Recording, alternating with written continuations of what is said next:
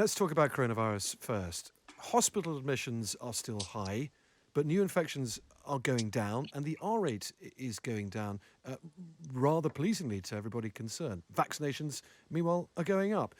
Is the pandemic's third wave now under control? I don't think we can say that confidently yet. I think we're on the cusp. We've certainly pleased and heartened by the 3.5 million doses that we've managed to administer of the vaccine, double the next leading European country, which is Denmark. But as you rightly say, there's still some way to go. We want to get to a position where by early spring, 99% of the most at risk are vaccinated. We hope to get to a position, we're confident that we can, where we're vaccinating 2 million per week by the end of January. And as you rightly point out, the NHS is still under acute pressure. So the number one message that we've got is, yes, we're heading in the right direction, but people absolutely must still follow the stay-at-home guidance in order to protect the NHS and also preserve our room to deliver the vaccine, which is a game changer. Obviously, there's no time for celebration yet or changing anyone's behaviour. But, it does look like this lockdown is working from those previous numbers we've just discussed. Does that make you more confident that perhaps in some areas you might be able to think about ending the lockdown, going into the tier system, perhaps in February, the end of February now, rather than March or April? If I'm honest, given everything that we've been through, and you rightly referred to the lessons learned in your introduction to this interview, what I'm nervous about is that we get on to, we bank the progress, we become too optimistic and we don't focus on the job at hand, which is protecting the NHS through the tail end of the winter months and getting that rollout consistently delivered. We're up at 324,000 vaccines on Saturday alone. That's a good rate, but we've still got a way to go to get the 15 million vaccinated by February and the further 17 million vaccinated by spring. And so we've got to keep our eye on the ball is, I think, my central message. So it's too early to talk about easing lockdown in February? Yes. Funnily enough, your own MPs, they're quite a large group of them, you'll know them, the CRG, the Coronavirus Research Group, they very much want the government to start doing precisely that, and they're looking at this success as a very good reason for it. Steve Baker, you'll know him well, prominent Tory MP, a rebel fermenter if there ever was one. He said this week on a letter to fellow CRG members, which you, I'm sure, would have seen, that if the lockdown is not eased by the end of February, the Prime Minister's leadership of the Conservative Party will be on the table. Do you agree? No, you'll be shocked to know I don't agree, and I don't think that there's a lot of support for that viewpoint. I think people understand that we've got good progress that we've made, but this is still a very precarious position. We're on the cusp, if you like, on the cusp of turning the corner in the way you described. But what would put that at risk is if we see the NHS overwhelmed, or, for example, if with the new variants that we've seen, we undermined and we don't protect the rollout of the vaccine. So keep our eye on the ball, keep delivering, and we can get to a better place come early spring. But I think it's far too early to start thinking about lifting measures. And of course, when we do come to ease up on the lockdown, I suspect it will be a phased approach, probably back through a tiered approach, as we've seen a localised tiered approach, rather than in one big bang. OK, let's talk about the vaccine rollout, because the numbers that you've been mentioning, we've been discussing, really are extraordinary. 316,000 first-dose COVID vaccinations delivered on Thursday, 324,000 on Friday, potentially more yesterday. It's the equivalent of vaccinating a city. Are you OK there, Mr. Raab? A lot of paper shuffling going on. Shall I continue? You're in. No, I'm all good. Great. So I'm saying these numbers on a daily basis, it's the equivalent of vaccinating a city the size of Belfast or Coventry. So question to you, how has the government managed to get such large numbers of stocks delivered by Pfizer and AstraZeneca when so many other countries across the world are struggling? Well, we've done a great job in protecting and planning to protect the British people by securing contractually 365 million doses through 7 different suppliers. But we also see our direct stake in making sure countries around the world are protected, not least because otherwise we could find mutated versions of the virus coming back and hitting the UK, which is why we've been a world leader and the Prime Minister has raised through the Gavi Summit $9 billion for wider equitable distribution of the vaccine, why we've been a leading supporter of what's called the COVAX AMC project to make sure developing countries, particularly the vulnerable ones, can have access to the vaccine. Sure. So yes, our first priority is protecting the British people, but actually we see the stake that we've got as well as the moral responsibility we've got in helping others to access the vaccine as well. Sure, but we are able to deliver this extraordinarily rapid-paced rollout for the simple reason that we've got the stocks. Other countries, whole lot of European countries and others around the world, haven't got the stocks. So how have we got more stocks than them? I think we've planned assiduously for it. I think it helps that we've got researchers who are world leaders, that we've got AstraZeneca, but we've also done deals with countries around the world. So we've been assiduous. You'd expect that. Your listeners would expect that of the government. But we've not done it in isolation right the way through this pandemic. We've worked with our partners through Gavi, through the WHO, through the World Bank to make sure that we can protect and we can make sure there's an equitable distribution of the vaccine. And I've spoken to Dr. Tedros at the World Health Organization. I've spoken last week to the United Nations Secretary General, and they've all been hugely welcoming of the British lead that we've taken in terms of global access to the vaccine. Okay, the variants, of course, are the trouble. That is the potential flaw that could unearth everyone's good plan, including your own. Sir John Bell, you'll know, the Regis Professor of Medicine at Oxford, told Times Radio on Friday that AstraZeneca and others are now already working on a new vaccine for the South African variant. Now, that would seem to suggest that it needs a new vaccine. The current ones aren't good enough. What's your latest intelligence inside government on that? Well, I'm not a scientist, but my understanding is there's no evidence yet that the various different variations that have to be tested and examined very carefully would undermine the vaccines we've got.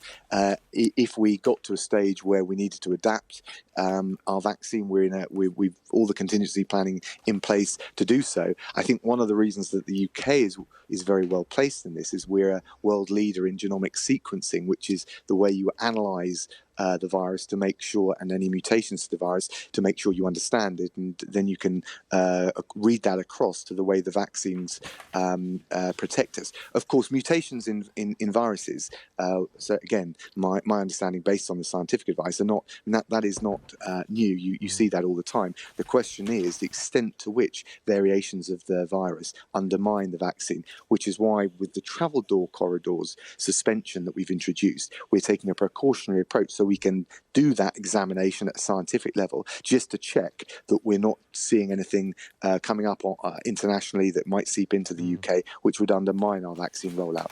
Okay, well, on the borders that you've just mentioned, you are bringing in new tougher protections from 4 a.m. tomorrow morning. Quarantine hotels are indeed being mentioned this morning for foreign new arrivals, but also GPS tracking and facial recognition for people coming to the country who perhaps aren't staying home like they should do. Is that right? Are you now going to start looking into people's phones to see where they are?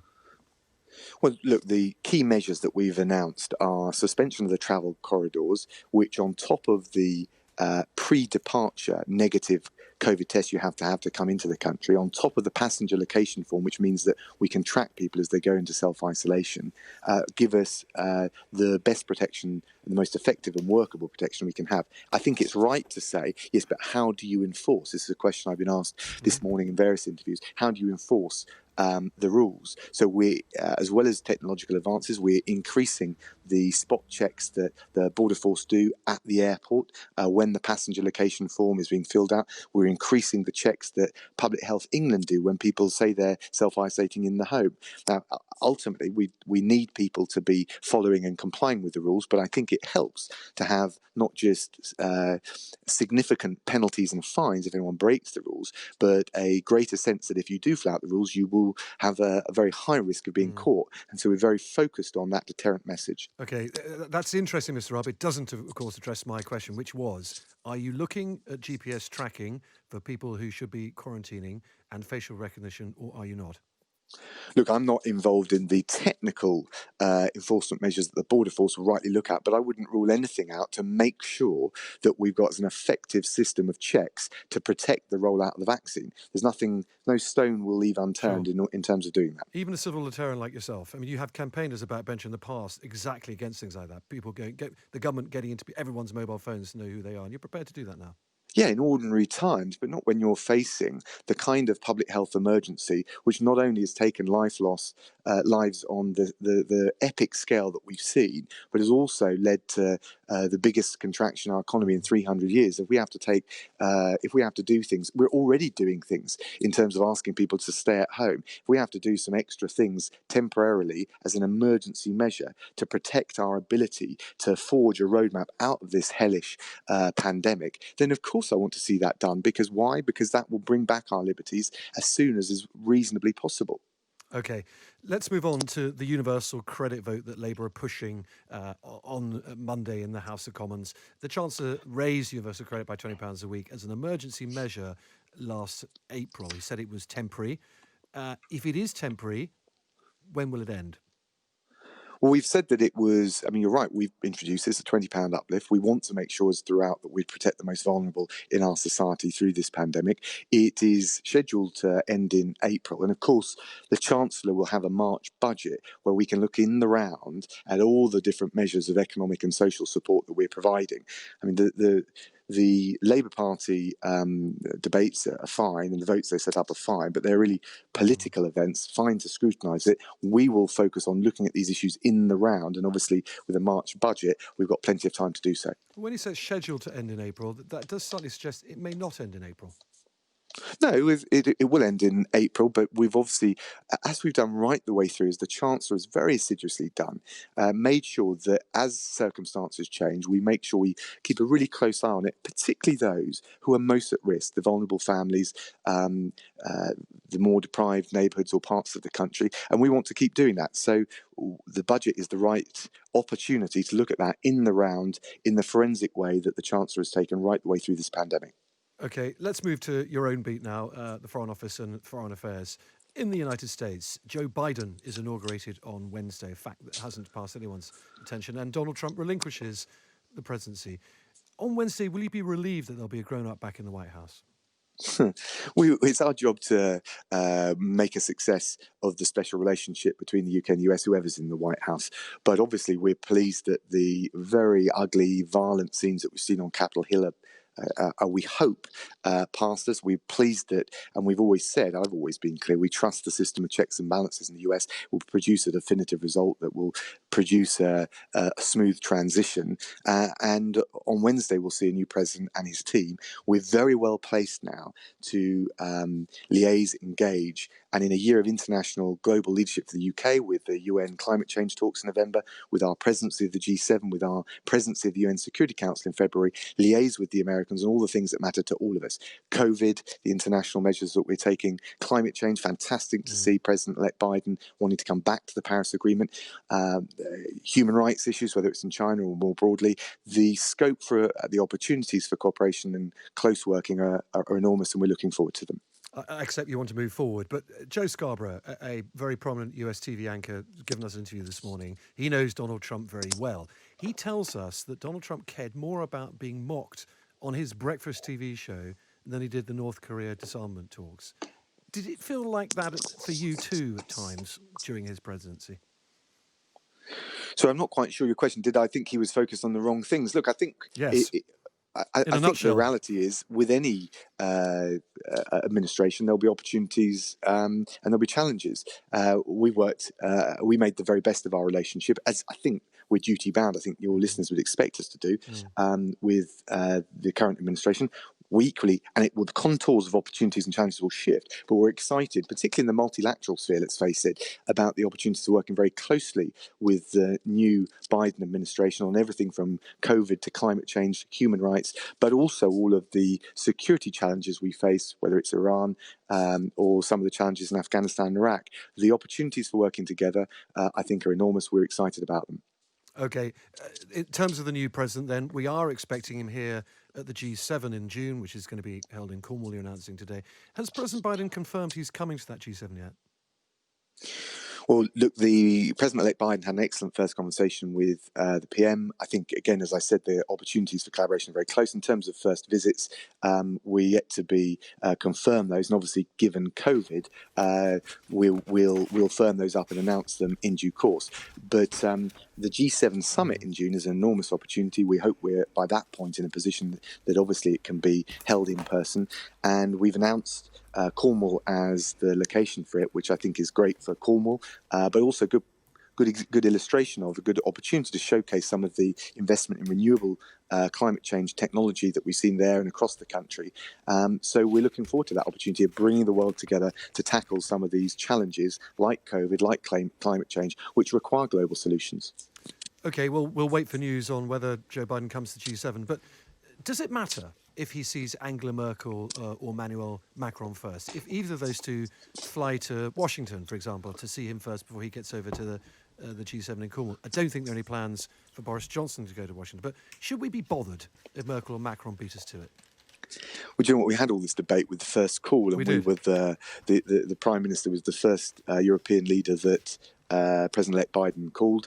Look, my view about this is that we are an indispensable and utterly dependable ally of the US. We obviously, as part of our global Britain strategy, are reaching out and work with partners across the world. I think the Indo-Pacific tilt, the work we're doing with partners and countries across that region is going to be critically important. America remains absolutely indispensable. We are, I think, their ally, their partner of choice in terms of being utterly dependable. I don't think we need to be too needy about all of this. I'm absolutely confident the relationship is going to be very close. The contours and the areas for cooperation are just too intense and too close. And when I spoke to Nancy Pelosi, the Speaker of the House of Representatives, over the Christmas period, like me, we were very excited together about the opportunities on climate change, on human rights. Congress has done a lot of work on human rights in the China context, on Hong Kong and elsewhere. So there's going to be ample opportunities, and I'm confident that Boris Johnson and President-elect Biden will forge a very good, strong working relationship. There is one area that might create a little bit of tension between your administrations. Tony Blinken, your opposite number soon to be as Secretary of State. I'm not sure if you've spoken to him or not yet, but he's passionately pro-EU. He once described Brexit as a total mess. Is there a persuasion job for you to do on him there?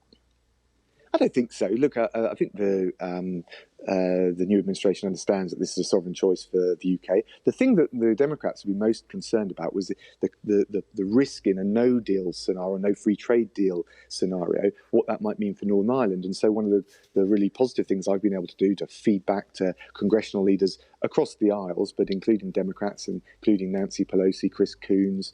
I've had conversations with Richie Neal, who runs the Irish caucus on the Hill, is that actually, look, we got that deal with the EU. We've done everything to protect the position of Northern Ireland within the UK, but also protect the Good Friday Agreement. And I think, so in terms of any particular concerns, I think we've been able to provide some really positive reassurance. That's certainly the feedback all the Democrats that I've spoken to have given me. Foreign Secretary, good morning. Morning, it's Gloria here. Listening with interest to your interview with Tom, you said that it was too early to talk about ending lockdown in February, and that when we did, we would move to a phased approach, a localised tier approach is how you described it. Now, we all know that tier 4 is basically lockdown with schools. Are you saying that nobody will be in tier 4 by the end of February? No, I wasn't saying that. In fact, what I was refusing to be drawn on was a February opening up. I think it's too early to talk about that.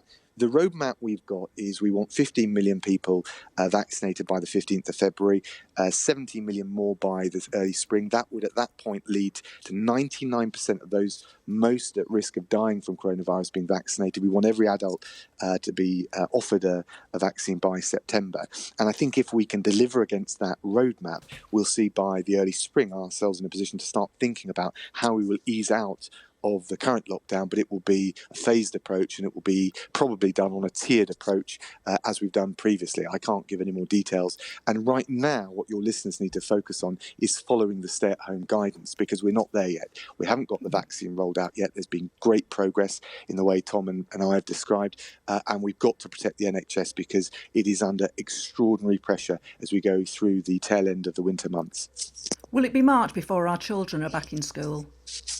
I want our children back in schools as soon as physically possible. But we've got to make sure that we track the progress of getting a grip on this virus. There's some positive evidence that's coming through, but we're not there yet. And also protect the rollout of the vaccine. If we do those two things, we'll get our children back to school just as soon as possible.